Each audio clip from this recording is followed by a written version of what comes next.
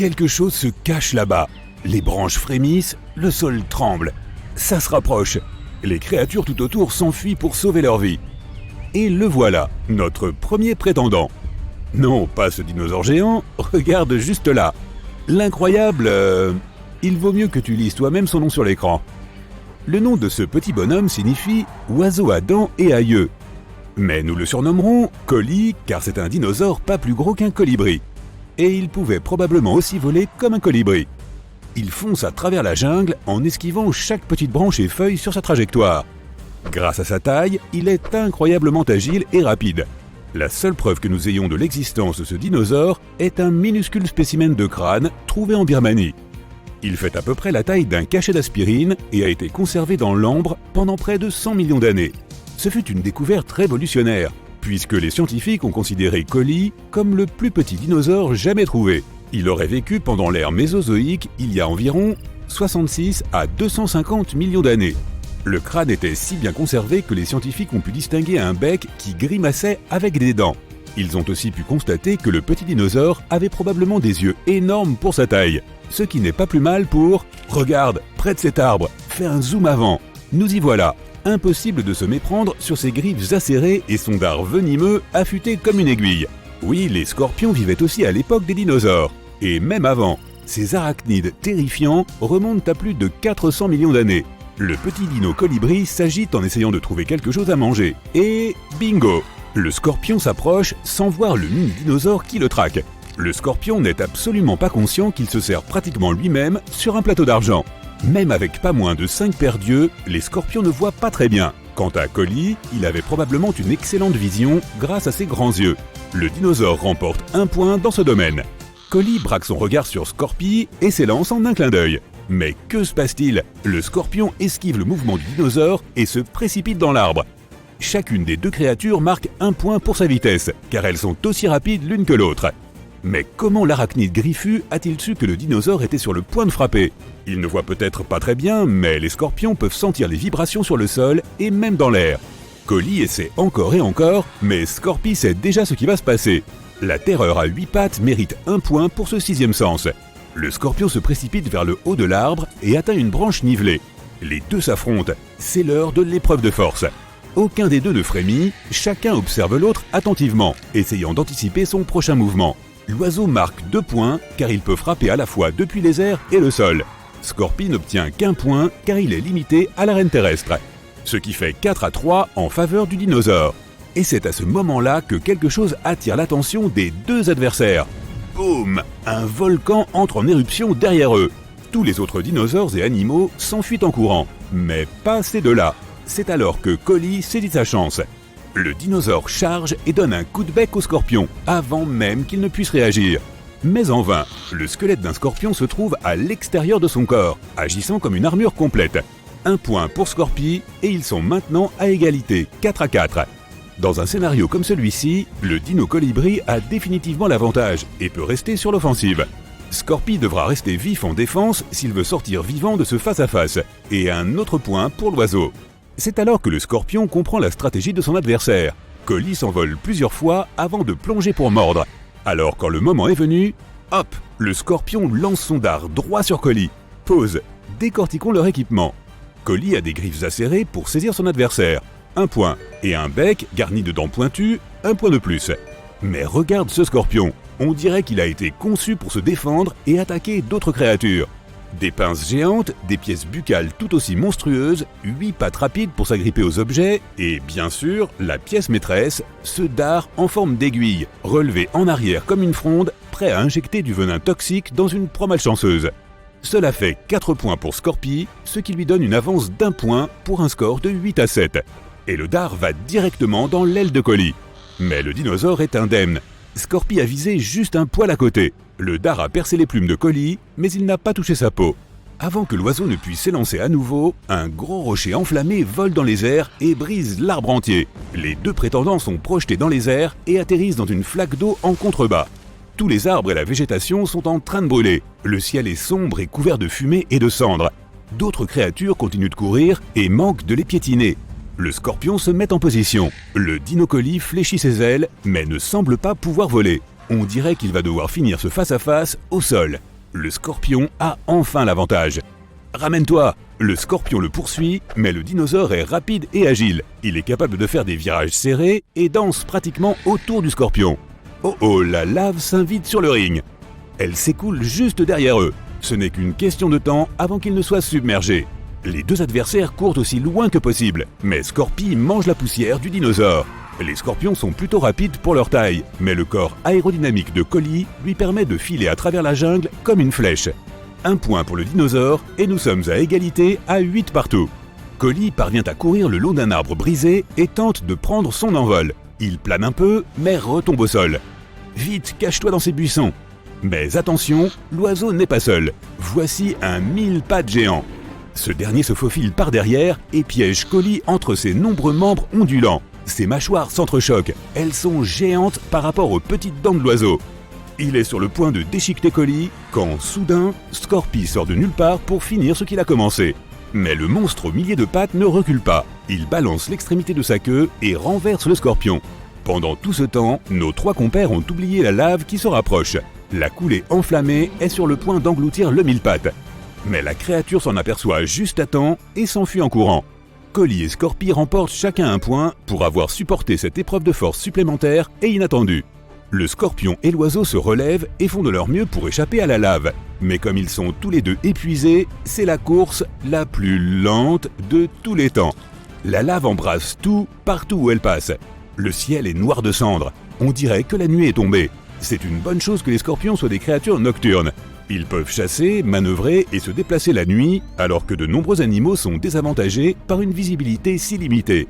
Un point pour le scorpion et nous sommes toujours au coude à coude à 10-9 en faveur de Scorpi.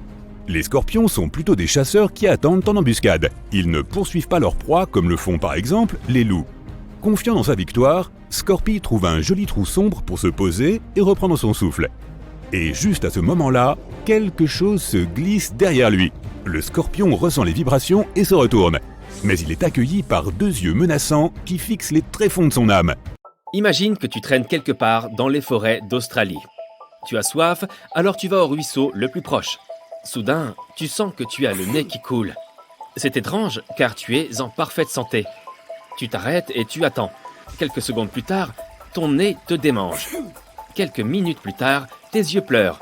Ta gorge devient incontrôlable, tu ne peux pas respirer librement et tu éternues constamment. C'est comme si tu respirais de l'air empoisonné. Mais qu'est-ce qui l'empoisonne ? Les plus petites particules de la plante la plus dangereuse au monde volent autour de toi. Elle s'appelle Gympie Gympie. Elle est là. Elle a l'air normale. Un petit buisson avec des tiges et des feuilles vertes. Plus tu t'approches, plus tu te sens mal. Tu as besoin de plus d'air. Ta peau devient rouge. Ça te fait physiquement mal d'être ici. Tu sens que tu pourrais perdre conscience si tu restais ici un peu plus longtemps. Tu sais ce qui va se passer si tu touches cette plante ? Eh bien, tu auras l'impression que des aiguilles chauffées à blanc pénètrent ta peau. Et même si tu t'enfuis aussi loin que possible d'ici tout de suite, la douleur ne diminuera pas. Les effets de la piqûre dureront plusieurs heures. Les jours passent et la douleur demeure. Des semaines et des mois passeront, mais tu la sentiras toujours. Tu peux laver la zone affectée à l'eau froide et au savon, mais ça ne t'aidera pas beaucoup. Il se peut que la douleur ne disparaisse pas avant plusieurs années, et tous ces minuscules poils végétaux qui ont pénétré ta peau peuvent rester en toi pour toujours. La toxicité du Gympie Gympie est si élevée que même si tu arraches une feuille et que tu la touches 1 an après, elle provoquera des lésions sur ton corps. La mauvaise nouvelle, c'est que cette plante est difficile à repérer. Tu peux facilement la confondre avec la bardane ou l'ortie. Imagine seulement ce qui se passerait si quelqu'un tombait dans un buisson. Son signe distinctif est une fine couche de peluche sur chaque feuille. Mais attention, cette peluche est constituée de milliers de poils toxiques. Ils volent également autour de la plante. Il est donc dangereux d'être ici sans masque à gaz. Un simple masque médical ordinaire ne sera d'aucune utilité car les poils peuvent traverser le tissu. La bonne nouvelle, c'est qu'il n'y en a pas beaucoup dans le monde et que les gens mettent généralement des panneaux d'avertissement à proximité. Cette mauvaise herbe pousse en Australie. Des chercheurs d'or ont découvert cette plante en 1860 près de la ville de Gympie. Et quelque chose me dit que ce n'était pas la plus heureuse des découvertes. Même de nos jours, le Gympie Gympie représente un sérieux danger pour les bûcherons et les touristes. Tu peux accidentellement le toucher avec ta main. Un seul contact suffit à te faire perdre ta capacité de travail pendant plusieurs semaines. Dans certains cas, la zone touchée continue de faire mal pendant des décennies. Un homme est tombé dessus et a perdu la raison à cause de la douleur. Les gens comparent une piqûre de Gimpy Gimpy à la piqûre de 30 guêpes en même temps. Et tu ne sauras pas comment t'en débarrasser. Après avoir touché cette plante, un homme a ressenti pendant 2 ans une sensation désagréable à chaque fois qu'il prenait une douche. Si tu veux l'étudier, tu dois porter une combinaison de protection et un masque à gaz. Il ne doit y avoir aucune zone découverte sur ton corps. Rentre tes jambes de pantalon dans tes bottes, mets des gants de protection et avance dans la forêt. Elle pousse en lisière, près des cours d'eau. Le Gimpy Gimpy est l'une des 6 espèces d'arbres venimeux originaires d'Australie. Ils aiment le soleil et la végétation qui les entoure. Chaque poil de la surface de la feuille est empoisonné. Lorsqu'il entre en contact avec une surface quelconque, il s'ouvre et pulvérise une toxine brûlante. Ensuite, la douleur augmente et la peau devient rouge. La durée de l'effet dépend du nombre de poils qui pénètrent dans ton corps. Après quelques années, tu peux appuyer sur la zone de la piqûre et sentir que les poils sont toujours là. Il n'y a pas d'antidote, car les scientifiques ne connaissent toujours pas les composants du poison toxique. Tout ce qu'ils savent, c'est que l'effet du poison dure très longtemps. Plusieurs années. Il peut résister à des températures froides et chaudes. L'eau ne fait que renforcer son effet. Les échantillons botaniques de cette plante dans les laboratoires sont toujours dangereux bien que les scientifiques les conservent depuis plusieurs années. Après avoir croisé le Gimpy Gimpy, n'oublie pas de te désinfecter. Enlève soigneusement tes vêtements, tes chaussures, ton masque et tes lunettes. Mets la combinaison de protection dans la machine à laver et lave bien tout le reste. De minuscules poils peuvent se trouver dans ton pantalon ou dans les manches de ta veste, alors fais attention. Cette toxicité fait de Gimpy Gimpy la plante la plus protégée au monde. Mais attends, c'est quoi ça? Tu vois ces petits trous sur ses feuilles? On dirait que quelqu'un est en train de la manger. Ce sont les espèces habituelles de scarabées nocturnes. Ils peuvent dévorer le Gimpy Gimpy toute la journée car les poils toxiques ne peuvent pas leur faire de mal. Ces insectes s'en moquent. Le Gimpy Gimpy est le déjeuner idéal parce que personne ne peut déranger ces scarabées lorsqu'ils sont assis sur cette plante. Et oui, tous les animaux qui vivent à proximité savent qu'il ne vaut mieux pas s'en approcher. Mais il y a un mammifère qui n'a pas peur du Gimpy Gimpy. C'est un pas de melon à pattes rouges. Il ressemble à un petit kangourou et adore manger les feuilles de Gimpy Gimpy. Les scientifiques ne savent toujours pas ce qui protège exactement cet animal des poils toxiques. Aujourd'hui, nous connaissons presque tous les endroits où cette plante pousse. Les gens les marquent avec des panneaux. Si tu en vois un, n'y va surtout pas.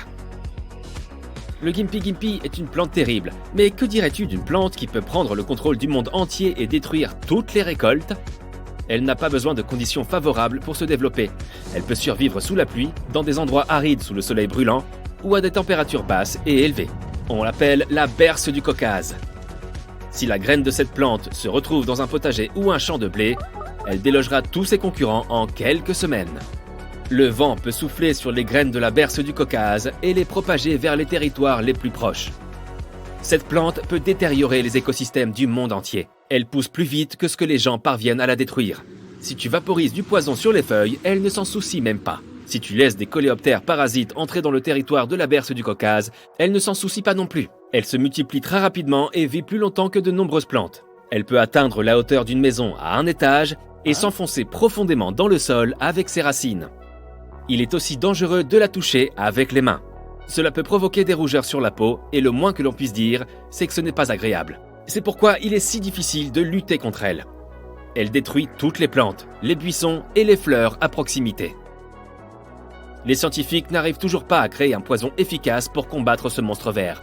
Aucun coléoptère ne s'en nourrit. C'est pourquoi la berce du Caucase est l'une des plantes les plus dangereuses au monde. Elle n'a tout simplement pas d'ennemis dans la nature. Mais les scientifiques sont sûrs que l'évolution créera des créatures capables de la détruire. Il peut s'agir de petites bestioles ou de bactéries parasites. Mais avant que cela ne se produise, les humains doivent combattre cette bête eux-mêmes. Ils dépensent des millions de dollars pour essayer de la détruire, mais ça ne marche pas toujours. On peut brûler un champ, mais s'il reste une graine, elle poussera rapidement sur le sol brûlé. Le cobra royal, la veuve noire, le frelon géant, le scorpion et le thon. Ils peuvent tous mordre, piquer et injecter du venin dans ton corps. Cela fait généralement mal, tu ressens des sensations de brûlure, ton corps peut réagir de manière imprévisible. Mais si tu te dépêches, les médecins t'aideront. L'endroit de la piqûre te fera mal pendant quelques jours, mais ensuite, tu l'oublieras. Mais que se passe-t-il si tu reçois une piqûre que tu ne pourras jamais oublier, causée par une plante insignifiante ? Tu ne remarqueras peut-être même pas que tu la touches, mais ton corps réagira immédiatement. Le simple fait d'approcher cette plante peut provoquer des étouffements et de la toux. Tes yeux vont se mettre à pleurer, mais si tu la touches accidentellement, eh bien, la douleur durera plusieurs jours, semaines, mois ou plusieurs années. Même après une longue période, cette sensation désagréable peut revenir à des moments inattendus. Tu te souviendras de ta rencontre avec cette plante pour le reste de ta vie, c'est certain. Et ce n'est pas d'un cactus avec des aiguilles pointues dont je parle. Ce n'est pas non plus du sumac vénéneux. À première vue, il s'agit d'un buisson vert ordinaire aux larges feuilles. La bonne nouvelle est que cette plante ne pousse que dans certaines régions d'Australie. On l'appelle le Gympie Gympie. Des chercheurs d'or l'ont découverte en 1860 près de la ville de Gympie. Et c'était très probablement une découverte très désagréable. Avant de partir en forêt à la recherche de cette plante, tu dois mettre un masque de protection. Il est préférable d'opter pour un masque à gaz ou un respirateur, des vêtements épais et des bottes solides. Rentre ton pantalon dans tes bottes, porte des gants de protection et te voilà prêt. Il n'est pas nécessaire d'aller très loin dans la nature. Cette plante pousse à la lisière de la forêt, près des ruisseaux. Tu passes par quelques arbres et tu te rapproches de l'eau. Là, dans un fourré dense, tu remarques ce dangereux buisson. Il peut atteindre jusqu'à 3 mètres de haut, et ses feuilles vert foncé en forme de cœur, au bord déchiqueté, peuvent atteindre 0,5 mètres de large. Cette plante peut facilement être confondue avec l'ortie ou la bardane. La seule chose qui peut t'aider à identifier le Gympie Gympie est une fine couche de duvet qui recouvre ses feuilles. C'est comme s'il t'encourageait à le caresser. Mais ne tombe pas dans ce piège, ce n'est pas un duvet tout doux. Ce sont de minuscules poils toxiques. Ils ne sont pas seulement sur les feuilles, mais volent aussi autour de la plante. Si tu retires ton masque à gaz, tu auras l'impression que du poivre moulu est entré dans ton nez. Tu auras alors une crise d'éternuement incontrôlable. Ton nez te démangera, tu auras du mal à respirer et ta langue gonflera. Tu auras l'impression que tes yeux sont en feu, et si tu restes là pendant un certain temps, cette plante pourra sérieusement nuire à ta santé. Pendant de nombreuses années, le Gympie Gympie a causé d'énormes problèmes aux bûcherons et aux chasseurs. Même lorsqu'ils connaissaient son existence, ils la touchaient souvent accidentellement en travaillant. Cela suffisait à rendre les gens malades pendant plusieurs semaines. Il y a eu des cas où les piqûres ont fait mal pendant des décennies. Un homme a affirmé avoir ressenti des douleurs pendant 2 ans après avoir touché la plante. Il éprouvait des sensations extrêmement désagréables chaque fois qu'il prenait une douche froide. Les gens comparent cette sensation à la piqûre de 30 guêpes simultanément. Et le pire, c'est que les médecins ne peuvent pas vraiment t'aider dans cette situation. Même une vieille feuille séchée posée sur le sol présente un grave danger. Tu peux laisser tomber ton téléphone ou ton gant, essayer de le ramasser et toucher accidentellement la feuille de Gympie Gympie. Pour l'étudier, il faut prendre une feuille avec une pince à épiler et la mettre dans un récipient sous vide. C'est fait. Tu peux maintenant transporter ton échantillon au laboratoire et révéler son secret. Le Gympie Gympie est l'une des 6 espèces d'arbres urticants originaires d'Australie. Il pousse au soleil, entouré d'autres plantes. Et plus surprenant encore, il y a des trous dans ses feuilles. Mais avant de découvrir quelles créatures se nourrissent de l'une des plantes les plus dangereuses au monde, étudions son poison. Le buisson est couvert de minuscules poils, et même un seul de ces poils peut causer de gros problèmes. Il est si fin et si petit qu'il peut pénétrer dans ta peau et y rester pendant plusieurs mois, voire plusieurs années.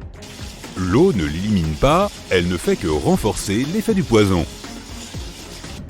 Une pointe du poil s'ouvre lorsqu'elle entre en contact avec une surface quelconque.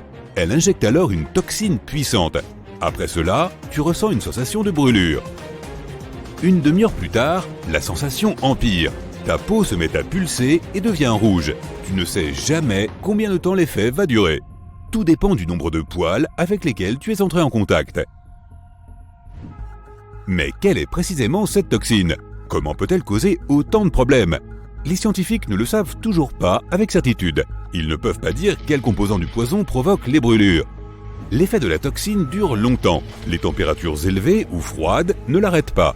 Après quelques années, tu peux exercer une pression sur l'endroit affecté et sentir que les poils toxiques sont toujours là. Arrache une feuille et jette-la sur le sol, puis reviens 100 ans plus tard et touche cette feuille. Tu sentiras à nouveau la piqûre désagréable. Les échantillons botaniques de la Gympie Gympie restent encore dangereux dans de nombreux laboratoires. Avec des feuilles aussi toxiques, le Gympie Gympie est peut-être la plante la plus protégée au monde. Mais certaines créatures se nourrissent encore de ces feuilles toxiques. Et l'une de ces créatures est une espèce de coléoptère nocturne ordinaire. Ils peuvent manger du Gympie Gympie sans arrêt, et ils ne se soucient pas du tout de ces poils toxiques. La toxine n'affecte tout simplement pas ces insectes. C'est le repas idéal pour eux, car aucun animal n'osera attaquer les insectes assis sur le Gympie Gympie. Sauf le pas de melon à pattes rouges, qui vit dans les forêts australiennes. Il ressemble à un mini kangourou. Cet animal trop mignon se nourrit aussi de la plante vénéneuse, et personne ne sait comment le pas de melon se protège des toxines. Mais contrairement à ces créatures intrépides, les gens doivent installer des panneaux d'avertissement autour de ces territoires dangereux et porter des vêtements et des masques spéciaux pour ne pas être blessés par la plante. Et ceux qui se sont approchés du Gympie Gympie doivent laver leurs vêtements juste après. Des poils toxiques sont susceptibles de rester sur leurs pantalons et leurs vestes. Tu as vu l'une des plantes les plus toxiques du monde, mais qu'en est-il de l'arbre le plus toxique? Nous quittons l'Australie et allons en Floride. Imagine que tu te trouves quelque part dans une forêt tropicale, près de la côte des Caraïbes. Il commence à pleuvoir et tu décides de te réfugier sous un arbre. Bien sûr, c'est déjà une mauvaise idée, puisque la foudre peut frapper cet arbre. Mais cette fois, tu devrais t'inquiéter de quelque chose de différent. L'arbre semble ordinaire. Un tronc gris, des feuilles vertes et des fruits semblables à de petites pommes. Tu te tiens à côté de lui pendant quelques secondes et tu sens que ta peau commence à brûler. Tu as l'impression que des gouttes d'acide tombent du ciel. Mais non, c'est encore de l'eau de pluie. Mais quand une goutte touche la surface de l'arbre, elle se remplit de poison. Si tu penses que tes parents ont été trop durs avec toi, peut-être qu'avec cette liste d'animaux, tu comprendras qu'ils n'étaient peut-être pas si mauvais que cela. La femelle du cheval, ou jument, a une période de gestation d'environ 1 an. Cela peut sembler terriblement long, mais pour les éléphants, ce n'est encore rien. Ils portent leurs petits jusqu'à 22 mois avant de leur donner naissance. Contrairement aux autres animaux qui préfèrent se reposer en attendant l'arrivée de leurs petits, pour les juments, la grossesse est synonyme de fête. Dès que la jument est enceinte, elle fait le tour du troupeau et s'accouple avec chaque étalon. Cela pourrait te paraître absurde, étant donné qu'elle est déjà enceinte, mais il y a une explication raisonnable. Les chevaux sont plutôt fiers et agressifs envers leurs rivaux. Mais si un étalon pense qu'un poulain est son fils, les risques qu'il fasse du mal aux petits seront nuls. L'intention réelle des juments est donc de protéger les poulains en faisant en sorte qu'aucun mâle ne sache qui est le vrai père. N'est-ce pas ingénieux? Les juments figureront donc tout en bas de notre liste. Tout le monde sait bien que la femelle du coucou abandonne ses petits avant même l'éclosion. Elle pond tout simplement ses œufs dans le nid d'autres oiseaux et s'en va pour toujours. Et comme il est difficile de faire la différence entre les œufs, les oiseaux d'accueil finissent par tous les couver de la même façon. Pendant ce temps, les coucous profitent de leur vie sans attache. Hélas, les problèmes surviennent vite dans le nid. Le petit coucou sème le chaos dans sa famille nourricière. Il grandit plus vite et éclot plus tôt, et pousse les autres petits hors du nid maternel. Les moineaux sont tellement mignons. Mais ne te fie pas à cette petite bouille innocente. La femelle du moineau est à la fois une mère attentionnée et une furieuse marâtre qui terrifierait même Cendrillon. Les moineaux sont généralement monogames, mais il arrive qu'ils aient des relations en dehors du nid conjugal. Lorsque cela arrive, une femelle peut souvent découvrir les maîtresses de son compagnon et elle n'hésitera pas à détruire leur nid. Pourquoi ? Pour s'assurer que le moineau mâle aura suffisamment de temps pour s'occuper de sa propre progéniture. Apparemment, ils n'ont pas entendu parler des babysitters. Les phoques du Groenland s'occupent de leurs petits pendant leurs 2 premières semaines. On ne peut donc pas dire que ces créatures sont les pires mères du règne animal. Pendant cette courte période, elles gardent leurs enfants près d'elles, les dorlotent et les nourrissent 24 heures sur 24. Mais après cela, les mères phoques leur disent au revoir et les laissent seuls sur la glace. Les bébés phoques sont encore très vulnérables car ils ne savent ni nager, ni chasser, ni se protéger. Il leur faudrait au moins 2 mois pour acquérir toutes ces aptitudes. Ils passent donc leur temps à attendre, à perdre du poids tout en essayant d'éviter de finir dans la gueule d'un prédateur. Il n'est pas étonnant que seul 1/3 des petits phoques réussissent à survivre à leur première année. Les hamsters sont d'adorables petites créatures, n'est-ce pas? Mais pourtant, ils possèdent un secret qui pourra choquer ceux qui ne sont pas au courant. Il se peut en effet que la femelle du hamster confonde sa progéniture avec son dîner. Personne ne sait exactement pourquoi, mais les scientifiques ont avancé plusieurs théories. Certains pensent qu'elle fait cela pour faire le plein d'énergie après avoir donné naissance. D'autres affirment que les hamsters peuvent se sentir stressés et menacés par une portée trop importante. Cet acte serait donc un mécanisme de défense. Pour éviter cette triste fin, les experts recommandent de faire en sorte d'éviter tout stress à l'animal et de bien le nourrir. Tout ou rien est probablement la devise préférée des ours noirs. Ils ont généralement 2 ou 3 oursons à la fois. Mais si pour une raison ou pour une autre, une maman ours n'a qu'un seul ourson, elle pourra l'abandonner dans l'espoir d'avoir une portée plus grande l'année suivante. Pourquoi? Probablement parce qu'élever un seul petit n'en vaut pas la peine. Et tandis qu'un ourson noir aura plus de chances de survivre s'il a un frère ou une sœur, c'est tout l'inverse chez les pandas. Étonnamment, ces adorables nounours sont des parents assez négligents. Les mères ont généralement des jumeaux, mais elles préfèrent ne s'occuper que de l'un d'entre eux. Elles dorloteront et allaiteront le petit le plus fort. Pendant ce temps, le plus faible sera délaissé et devra survivre par ses propres moyens. Cette cruauté s'explique tout à fait rationnellement. Les pandas mangent du bambou, mais ce n'est pas assez nutritif pour faire du lait pour 2 petits. Même les pandas vivant dans les eaux obéissent à cet instinct. Heureusement, les employés des parcs animaliers nourrissent tous les petits sans distinction. Bien que les singes aient généralement la réputation d'être des parents attentifs, ces mignonnes créatures moustachues font exception à la règle. Après une période de gestation d'environ 5 mois, la femelle du tamarin donne naissance à des jumeaux. Et s'il arrive qu'ils tombent de l'arbre, elle ignorera complètement leurs pleurs et leurs appels. Il se peut même qu'une mère jette violemment ses petits du haut de sa branche. Qui sait ce qui se cache dans ces petites têtes? Mais toutes n'ont pas le cœur aussi froid. Si une mère tamarin est bien entourée, dispose de nourriture et se sent protégée, il est probable qu'elle prenne bien soin de sa progéniture. Mais si personne ne la regarde ni ne l'aide, elle pourra refuser de faire le moindre effort, sans doute parce que les petits n'auront alors pas de grandes chances de survie. Bien qu'il semble que les tamarins à moustache feraient d'excellents animaux de compagnie, les experts affirment que ces singes demandent plus de soins que n'importe quel autre animal domestique. Surtout, prends garde à ce qu'ils ne te poussent pas de ta branche. On associe généralement les lapins aux câlins et aux caresses. Mais dans la vraie vie, ils ne sont pas aussi doux lorsqu'il s'agit de leurs propres petits. Les mères préféreront quitter le terrier dès qu'elles auront mis bas. Et ces mignons petits lapins devront apprendre à affronter les défis de la vie par eux-mêmes. Ils ne voient leur mère que quelques minutes par jour, pendant la tétée. Les scientifiques pensent que les lapins abandonnent leur progéniture pour tromper les prédateurs et les éloigner. Bien sûr, cette méthode n'offre pas de garantie à 100%. Après tout, les lapines ne font pas beaucoup d'efforts pour aménager un abri des plus sûrs. Elles le construisent généralement à l'air libre. Et où est le repère, te demandes-tu peut-être? Eh bien, il est recommandé d'isoler les mères des mâles pendant qu'elles élèvent leurs bébés. Contrairement aux chevaux, les lapins ne feront probablement pas de mal aux petits. Mais ils pourraient à nouveau féconder la lapine, même si elle vient d'accoucher. Les reptiles ne sont pas connus pour être des créatures chaleureuses et attentionnées, et leur approche pratique de la vie s'étend également à leur méthode d'éducation.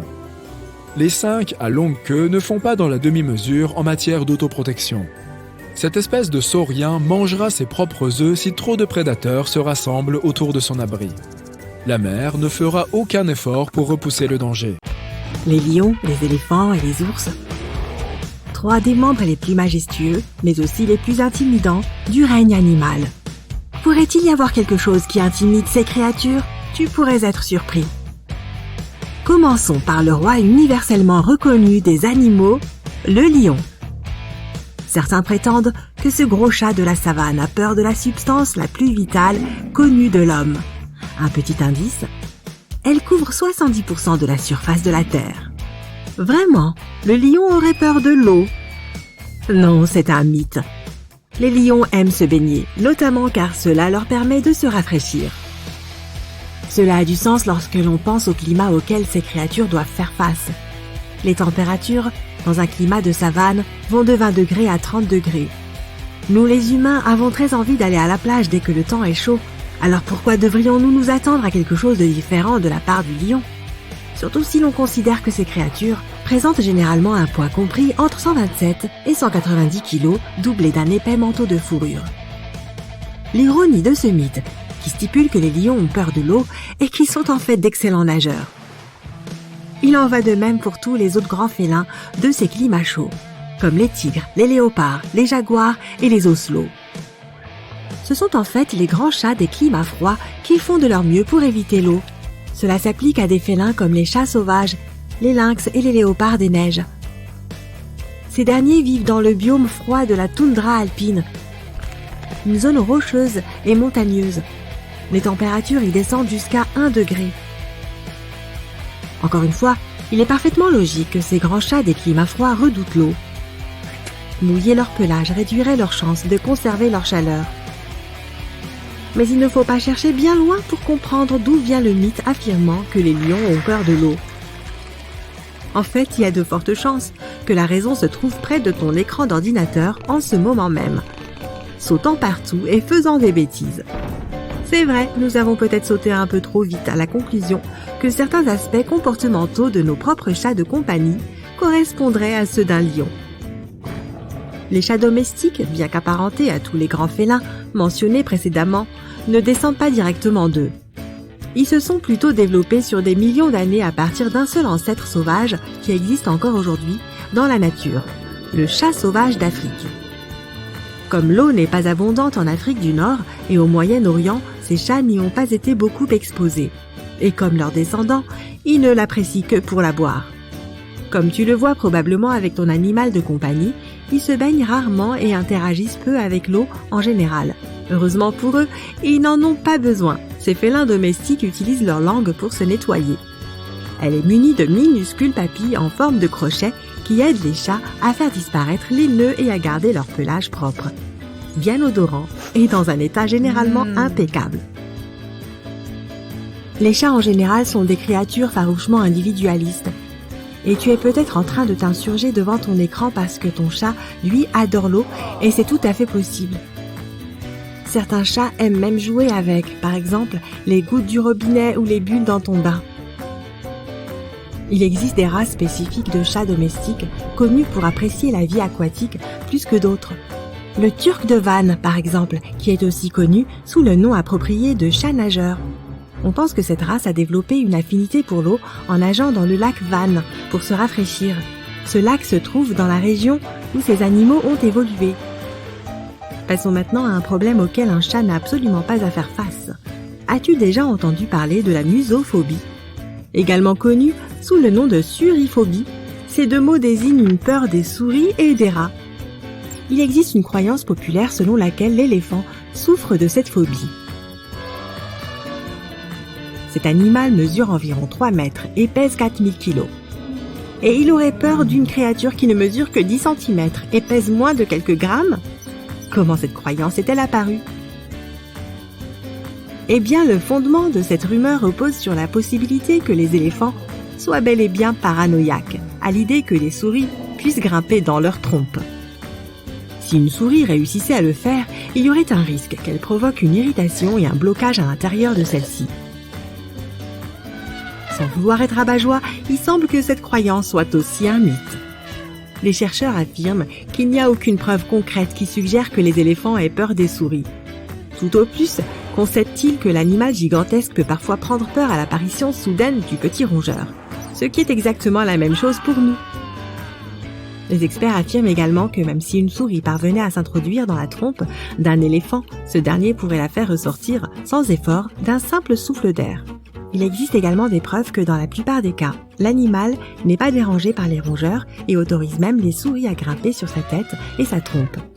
Les chercheurs sont sûrs que tant qu'un éléphant est en bonne santé, il n'existe aucun autre animal qu'ils craignent, et ce simplement en raison de sa taille. Ainsi, les lions n'ont pas peur de l'eau et les éléphants ne semblent pas avoir peur des souris. Mais est-ce qu'au moins l'une de ces rumeurs de peur animale est vraie ?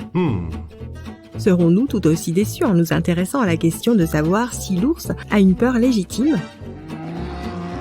Eh bien, ce serait compter sans le meilleur ami de l'homme. Oui, les ours se sentent assez mal à l'aise lorsqu'ils sont en présence de chiens.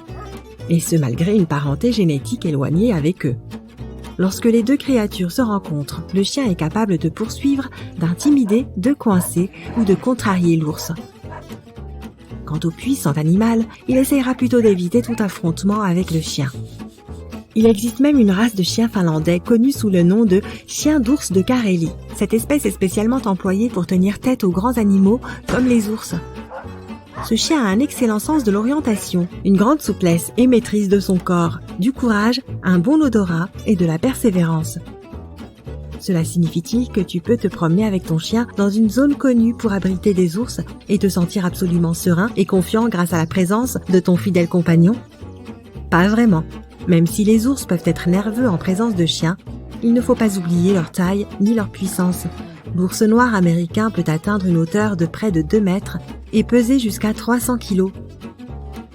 Si une mère ours n'a nulle part où aller, ou si elle sent que ses petits sont en danger, il est tout à fait possible qu'elle se mette en colère, ce qui peut entraîner de gros problèmes pour toi ou ton chien. Donc personne ne devrait jamais éprouver cette théorie.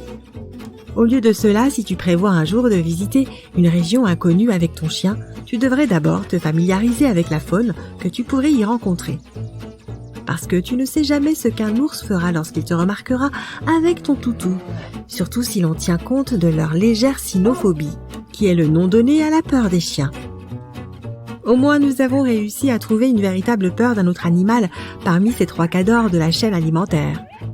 Mais n'est-il pas étrange que le chien qui apporte à beaucoup d'entre nous tant de joie et de réconfort soit aussi une créature assez pugnace pour affronter un ours ? Eh bien, tous les héros ne portent pas de cape. Certains portent simplement de la fourrure et un collier.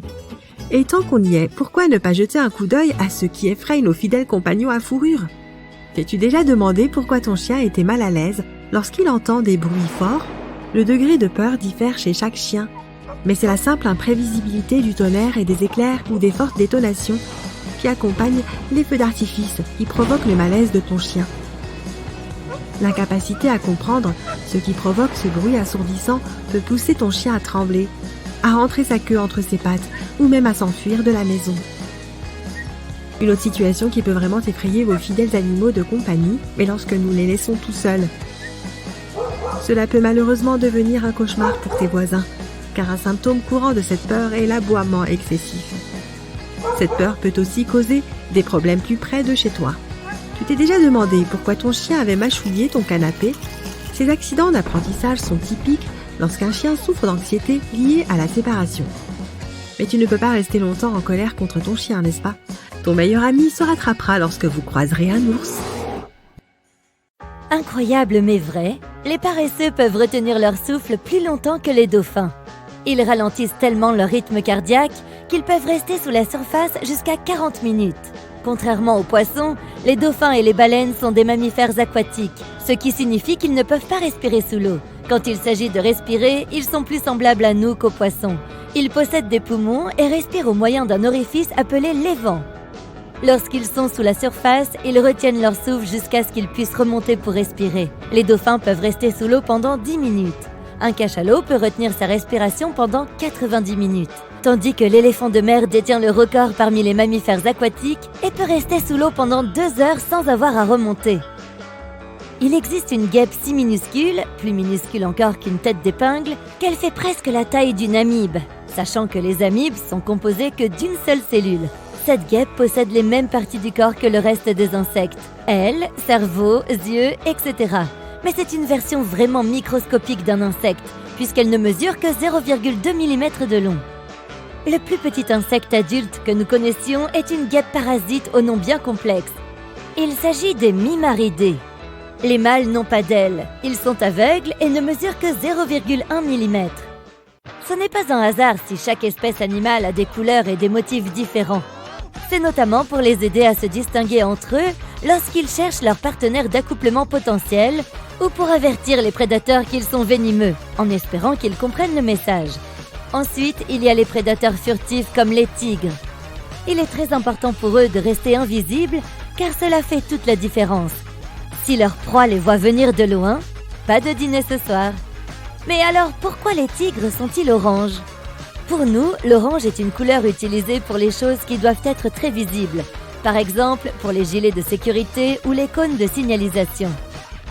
Pour l'œil humain, l'orange se distingue généralement dans l'environnement. Donc, si un tigre se dirige vers toi, tu le repéreras assez facilement. Mais les humains ont une vision des couleurs dites trichromatiques.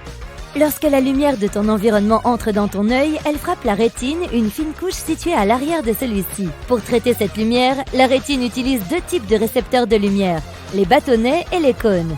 Les bâtonnets ne peuvent distinguer que les différences entre la lumière et l'obscurité. Ils ne peuvent pas percevoir les couleurs. Nos yeux s'appuient principalement sur les bâtonnets lorsque la lumière est faible. Les cônes sont responsables de la perception des couleurs. Les humains en possèdent principalement trois types, pour le vert, le bleu et le rouge. C'est pour cette raison que nous qualifions notre vision de trichromatique. La plupart des humains voient trois couleurs primaires ainsi que leurs combinaisons colorées. Les grands singes ont aussi ce type de vision. Mais la plupart des mammifères qui vivent sur Terre, y compris les chats, les chevaux, les cerfs et les chiens, ont une vision dichromatique des couleurs. Les rétines de leurs yeux possèdent des cônes pour deux couleurs seulement, le vert et le bleu. Lorsque les humains obtiennent des informations uniquement à partir de leurs cônes vert et bleu, ils sont considérés comme daltoniens, puisqu'ils ne peuvent pas, par exemple, faire la différence entre les nuances de vert et de rouge. Cette situation est similaire chez les mammifères terrestres. Les cerfs sont sûrement la proie des tigres bien plus souvent que les humains, et ils ne voient pas les tigres en orange, mais en vert. Des tigres verts seraient sans doute plus difficiles à repérer, ce qui signifierait plus de viande pour les tigres. Mais l'évolution a quand même décidé d'opter pour l'orange, car il est tout simplement plus facile de produire une telle couleur. Le seul mammifère vert est un paresseux, mais sa fourrure n'est pas naturellement verte. C'est à cause de l'algue qui y pousse. Et on te rappelle qu'ils peuvent retenir leur souffle pendant 40 minutes. L'eau autour des pôles peut devenir très froide pendant certaines périodes de l'année. Beaucoup de poissons y vivent, mais quand cela arrive, ils doivent migrer pour survivre. Mais il existe un groupe spécial de poissons, natifs de l'océan austral, près de l'Antarctique. Les températures y varient de moins 2 degrés à 4 degrés Celsius. Techniquement, c'est en dessous de zéro, mais le sel de l'eau de mer l'empêche de geler. Ces poissons peuvent survivre parce qu'ils possèdent une caractéristique spéciale appelée glycoprotéine. Il les aide à rester chez eux car elle agit comme une sorte d'antigel naturel. C'est une protéine qui empêche les cristaux de glace de se former dans leur sang et l'aide à continuer de circuler normalement. T'es-tu déjà demandé comment les minuscules animaux comme les fourmis respiraient ? Essaye d'ouvrir ta bouche et ta gorge, mais en même temps, tiens ta poitrine et ton diaphragme immobiles. Le diaphragme est une structure musculaire qui sépare les cavités thoraciques et abdominales chez tous les mammifères. Il se dilate normalement lorsque tu respires. Si tu fais cela, tu ne peux pas retenir ta respiration, car l'oxygène trouvera toujours le moyen d'entrer dans tes poumons, du moins suffisamment pour répondre aux demandes de ton corps. Mais en général, quand tu respires, le diaphragme pompe activement l'air dans ton corps et hors de lui. Pour survivre sans que le diaphragme le fasse, il te faudrait avoir plus d'une gorge et encore beaucoup plus petit. Les fourmis ont 9 ou 10 paires d'ouvertures le long des côtés de leur petit corps. On les appelle des spiracles, et chacun est relié à une série de tubes ramifiés. C'est un système similaire aux poumons humains. Leur sang ne transporte pas l'oxygène de ces tubes vers le reste de leur corps. Au lieu de cela, les tubes diffusent cet oxygène. Les terminaisons de ces branches touchent directement les membranes de leurs cellules. Cela ne peut fonctionner que chez les animaux vraiment petits. Lorsque le corps est plus grand que 2 cm, ces tubes sont trop longs et ne peuvent pas diffuser l'air assez rapidement. Il y a plusieurs raisons pour lesquelles les girafes ont un long cou, qui, soit dit en passant, peut atteindre une longueur de 2,50 m. À première vue, il semble que l'évolution les ait pourvues de ce cou pour atteindre les feuilles les plus tendres des arbres. C'est un accès exclusif dont les autres animaux ne peuvent que rêver, et les girafes n'ont pas à se battre pour les meilleures feuilles. Mais avec le temps, les chercheurs ont réalisé que ce n'était pas la seule raison. Ils pensent aussi que le cou pourrait être un élément important lorsque les girafes mâles se lancent dans des combats. De la même façon que les antilopes mâles utilisent leurs dents ou que les cerfs utilisent leur bois.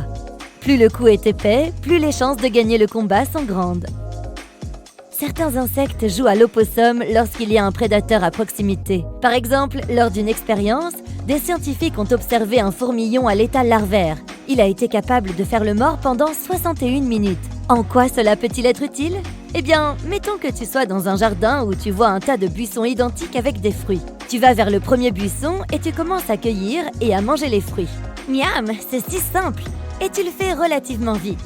Mais au fur et à mesure que tu dépouilles ce buisson, tu as de plus en plus de mal à trouver d'autres fruits. Et c'est un peu irritant car cela prend beaucoup plus de temps qu'au début. Tu dois donc maintenant décider si tu dois rester là et essayer d'en trouver plus ou simplement passer à un autre buisson pour que tout soit à nouveau facile et rapide. En supposant que tu sois le prédateur et que les prédateurs soient gourmands, tu chercheras simplement à manger le plus de fruits possible en un minimum de temps. Cela signifie que tu vas passer à un autre buisson et cueillir les fruits qui s'y trouvent, puis passer au suivant et ainsi de suite. Les chercheurs expliquent la même logique lorsqu'il s'agit d'oiseaux et de larves de fourmillons. Il semblerait que les insectes fassent perdre du temps aux prédateurs lorsqu'ils font le mort, ce qui a un impact important sur la façon dont les choses se passent ensuite. De cette façon, ils encouragent le prédateur à chercher de la nourriture ailleurs, car le prédateur n'a pas autant de temps à perdre. Donc, faire semblant d'être mort est en fait un bon moyen de rester en vie. Tu cherches quelque chose de visqueux ? Beaucoup de gens ont tendance à croire que les escargots ne sont que des limaces avec une coquille. Mais même s'ils se ressemblent beaucoup, ce sont des espèces complètement différentes. Les limaces n'ont pas besoin de coquilles protectrices, car tous leurs organes internes sont, internes, c'est-à-dire situés à l'intérieur de leur corps visqueux. Elles peuvent se comprimer et s'introduire dans des endroits difficiles d'accès. C'est pourquoi on trouve souvent les limaces dans les endroits les plus improbables, comme sous l'écorce des arbres ou dans de minuscules petits trous, ou encore à la bibliothèque faisant semblant d'étudier pour les examens. Les escargots, en revanche, sont très dépendants de leurs coquilles et ne peuvent pas survivre sans elles. Contrairement aux bernards l'ermite, qui renouvellent leurs coquilles en grandissant, les escargots naissent avec une coquille sur leur dos. Les bébés escargots sont d'ailleurs adorables avec ces fragiles bulles translucides, qui se calcifient et deviennent plus grandes et plus résistantes avec l'âge. De nombreux organes internes des escargots se trouvent également à l'intérieur de la coquille, ce qui signifie que si elle est écrasée ou endommagée, l'animal ne survivra probablement pas. Néanmoins, un escargot peut réparer les petites fissures de sa coquille à l'aide de protéines et de calcium sécrétés par son manteau. Les tortues sont d'ailleurs très proches des escargots à cet égard, car contrairement aux mythes communs, elles ne peuvent pas non plus quitter leur carapace sur un coup de tête. La carapace d'une tortue fait partie intégrante de son corps et même si le reptile peut cacher sa tête et ses pattes à l'intérieur pour se protéger des prédateurs, son squelette est fusionné avec la carapace dure. Et comme le squelette de tout autre animal, il grandit avec la tortue elle-même. Les koalas ne mangent que des feuilles d'eucalyptus, mais il en existe plus de 600 variétés différentes. Et les koalas n'en mangent que 30, soit seulement 5% de ce qu'il est disponible sur le menu. Il faut donc que ce soit un eucalyptus très spécifique pour qu'un koala difficile s'en accommode. Ces adorables créatures ont aussi quelque chose en commun avec les chats. Elles dorment 18 à 20 heures par jour. Les ours polaires ne sont pas blancs. Leur peau est noire sous leur fourrure, mais ils ont besoin de la couleur blanche pour se camoufler pendant qu'ils chassent. La couleur noire absorbe le soleil mieux que tout autre, tandis que la fourrure blanche n'arrête pas la lumière du soleil. Les rayons la traversent. En un sens, un ours polaire a plutôt une fourrure transparente. Il existe un mythe selon lequel les chats et les chiens voient le monde en noir et blanc. En réalité, ils ne peuvent tout simplement pas distinguer certaines couleurs. Personne ne sait exactement comment les chiens voient. Certains pensent qu'ils ne distinguent que 2 couleurs. Ce pourrait être le bleu et le jaune pour ce que nous en savons, mais ils peuvent percevoir les nuances d'autres couleurs mieux que les humains. Et les chats ont une merveilleuse vision nocturne.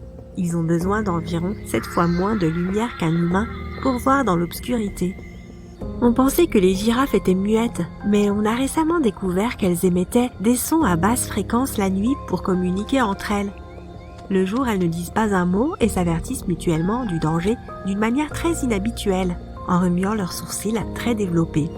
Il est probable que la nuit, il leur soit plus difficile de distinguer les sourcils de leurs congénères, c'est pourquoi elles se mettent à parler pour de bon. Toujours à propos des girafes, ces animaux dorment bien plus de 30 minutes par jour, mais probablement pas autant que toi. Leur rythme de sommeil est assez typique. Après avoir surveillé un troupeau de girafes, les chercheurs ont découvert qu'elles dormaient la nuit et faisaient de courtes siestes l'après-midi. Au total, chaque girafe a environ 5 heures de sommeil par jour. Et d'ailleurs, un troupeau de girafes s'appelle en fait une tour de girafes. C'est plutôt logique, sachant qu'elles ont un si long cou. Les mouettes peuvent boire de l'eau salée. Elles possèdent des glandes sécrétant du sel près de leurs yeux. Ces glandes purifient l'eau de mer très rapidement, et le résidu salé sort par leurs narines. De la morve salée en quelque sorte. Les manchots Adélie sont de vrais romantiques. Ils n'ont qu'un seul partenaire pour la vie.